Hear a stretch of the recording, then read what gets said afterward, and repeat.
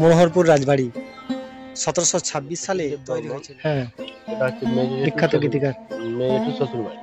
তাই হ্যাঁ, আমার মেয়ে জেঠিমার ভাই। এখানে শিশির ভাদুড়ি সব শিবরাত্রি অভিনয় করে। যেদিন এই রাজবাড়িতে সকলে থাকতেন সেদিন হয়তো এই শিবরাত্রি।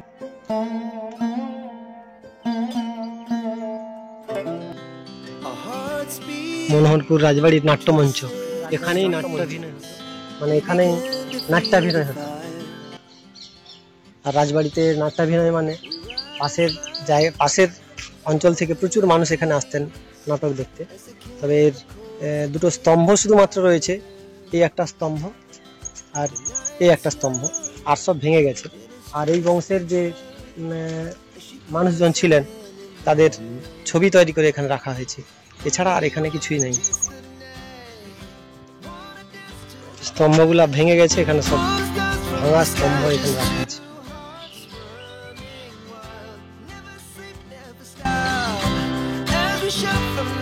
আজ শিবরাত্রি, যেদিন এই রাজবাড়িতে সকলে থাকতেন সেদিন হয়তো এই শিবরাত্রির দিনে এখানে প্রচুর মানুষ আসতেন, এই মন্দিরে পুজো হতো।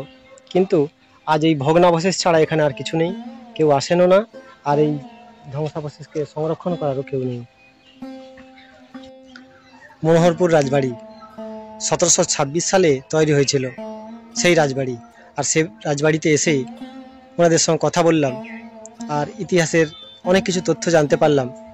কিন্তু রাজবাড়ির যাবতীয় জিনিসপত্র ওনাদের বাড়িতে রয়েছে, তরোয়াল, ঢাল, পোশাক, কিন্তু উনি দেখাতে পারলেন না, কারণ বাড়িতে ওনাদের অনুষ্ঠান ছিল, তাই দেখাতে পারলেন না। তো ফিরে যাচ্ছি। মোটামুটি রাজবাড়ির বিভিন্ন জায়গাগুলো দেখলাম। আর দাঁতন যে একটা ঐতিহ্যবাহী জায়গা, তার প্রমাণ কিন্তু ক্ষণে ক্ষণে আমরা পাচ্ছি যখন এই দাঁতনের বিভিন্ন জায়গাতে আসছি। আর ভালো লাগছে এইসব ঐতিহাসিক তথ্যগুলো পেতে বা জানতে। রাজবাড়ির ভেতরটা দারুণ, বাপরে বাপ, পেছনেই তো সবকিছু আছে।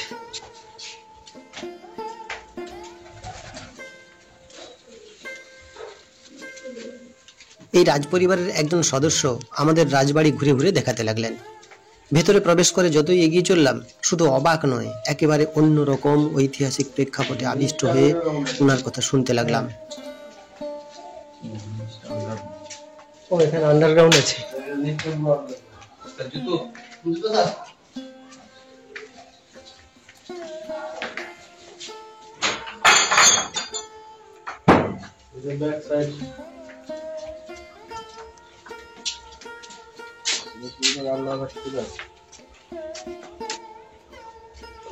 এটা ব্যাক সাইড,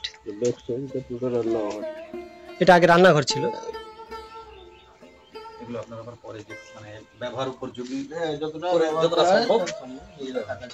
তাহলে আপনারা তাহলে এই রাজবংশেরই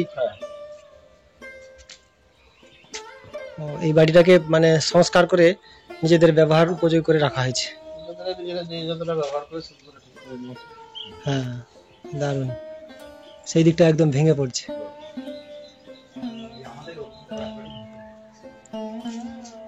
তাহলে পেছন পাশের রাস্তা রাজবাড়ির, এই মাঠটাই একদিন ছিল এক মস্ত বড় পুকুর, আর ওই পুকুরেই ছিল পেছনের রাস্তা দিয়ে রাজ পরিবারের মেয়েরা স্নান করতে আসতেন। স্কুলটাও তো আমার বাড়ির।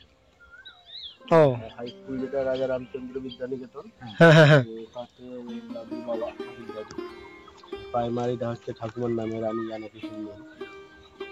তোদের মাঠ ছিল না বলে স্কুলের জন্য দান করা হয়েছে আর কি। স্কুলও আমার জায়গায়, মাঠও আমার জায়গায়, পুকুরটাও এখন। তাহলে আপনাদের বংশে এখনো কতজন আছেন?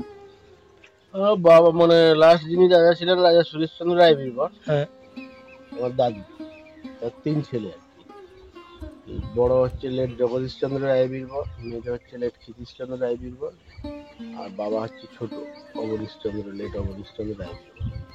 এই 3টে ফ্যামিলির মধ্যে বড় ফ্যামিলির কেউ নেই, ছেলে ছেলে নেই। আমার মেয়েটাকে ওই দত্তক নিয়েছিলেন। মেজর ফ্যামিলির 2জন, তার মধ্যে বড়দা মারা গেছেন, মনোহরপুর হাই স্কুলে HM ছিলেন আর কি, মারা গেছেন। ওনার ফ্যামিলিটা আর আমার ফ্যামিলিটা থাকি। হ্যাঁ, অভিনয় হতো এই রাজবাড়ির। এই নাট্যশালাতে বিখ্যাত শিশির ভাদুড়ী আসতেন রাজবাড়ির একটা বিখ্যাত আর চলতো এখানে নাটকের নাটক অভিনয়। অভিনয় হতো, নাট্যশালা ছিল। সামনে যেটা দেখলেন ওটা হ্যাঁ। থিয়েটার হল। হ্যাঁ এটা হচ্ছে রাজা সুরেশচন্দ্র রায়বীরবর, তিনি নিজেই বই লিখতেন। হ্যাঁ তিনি বঙ্গীয় সাহিত্য পরিষদের সভাপতি ছিলেন, মেদিনীপুর শাখা। হ্যাঁ আর রাজা রামচন্দ্র কলকাতা শাখার লোক, ঠিক আছে, বঙ্গীয় সাহিত্য পরিষদ। হ্যাঁ তো রাজা সুরেশচন্দ্র নিজে বই লিখতেন, সব পৌরাণিক বই লিখতেন। হ্যাঁ মান, মাথুর, শ্রীরাধার মান, লঙ্কারণ, ওনারই লেখা। সব ওনার লেখা। দস্যু রত্নাকর। তো এখানে শিশির ভাদুড়ী, দিদির ভাদুড়ী সব এসে অভিনয় করে গেছে। শিশির ভাদুড়িও এখানে এসেছেন। এখানে এসে অভিনয় করে গেছে তার থিয়েটারে। শুধু সেই নয়, মানে যে শচীন দেব বর্মন, হ্যাঁ ওটা হচ্ছে মেজর বিখ্যাত গীতিকার। মেজেঠু শ্বশুর ভাই। তাই আমার মেয়ে জেঠিমার ভাই। মানে দাঁতন জায়গাটা পুরোটাই ঐতিহাসিক, মানে ইতিহাসে মোড়া।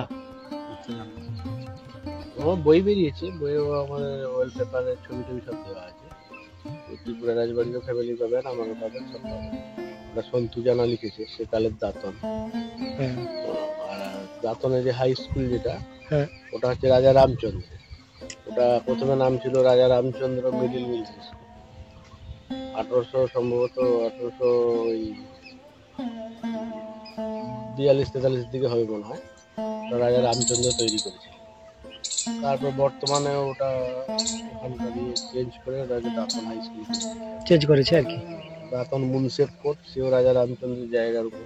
হ্যাঁ তবে এখন যেটা দিয়ে আপনি পুরী যাচ্ছেন, হ্যাঁ পুরী যাওয়ার জন্য যে রাস্তা, ওটা পুরো আমার বাড়ি থেকে দেওয়া হয়েছিল ওটি রোড করার জন্য।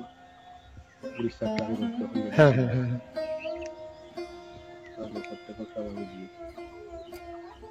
আর কিছু পুরানো নিদর্শন আপনাদের আছে? এগুলো আছে, কিন্তু এই মুহূর্তে আপনারা উপরে নিয়ে যেতে পারবো না। আচ্ছা আচ্ছা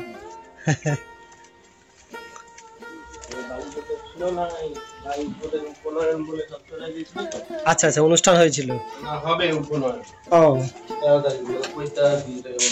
এই রাজবাড়ির দরজা সত্যি, মানে রাজবাড়ি বিষয়টা আমাদের কাছে একটা অন্যরকম লাগে। রাজা রাজা বিষয় না। হ্যাঁ হ্যাঁ হ্যাঁ হ্যাঁ। হচ্ছে বীরবল। ও বীরবল, বীরবর।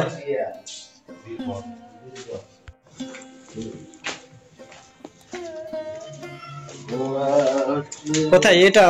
আন্ডারগ্রাউন্ড কোন দিকটা আছে? আন্ডারগ্রাউন্ড, পুরো নিচটা আন্ডারগ্রাউন্ড। ও, আন্ডারগ্রাউন্ড যাওয়ার এই যে দরজাটা, ওটা দিয়ে দেয়ালের সঙ্গে সেট আছে।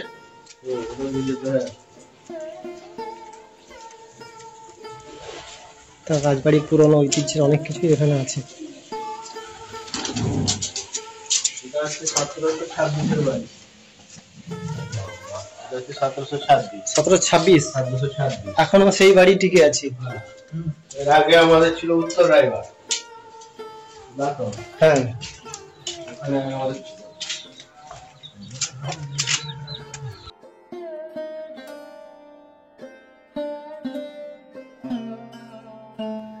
রাজবাড়ির নাট্যমঞ্চ, মন্দির আর বাড়ির ভেতর দেখে এক ইতিহাসের কাহিনী শুনতে শুনতে মনে পড়ে ইতিহাসের পাতায় লেখা বাংলার বিভিন্ন রাজপরিবারের উত্থান পতনের কাহিনী।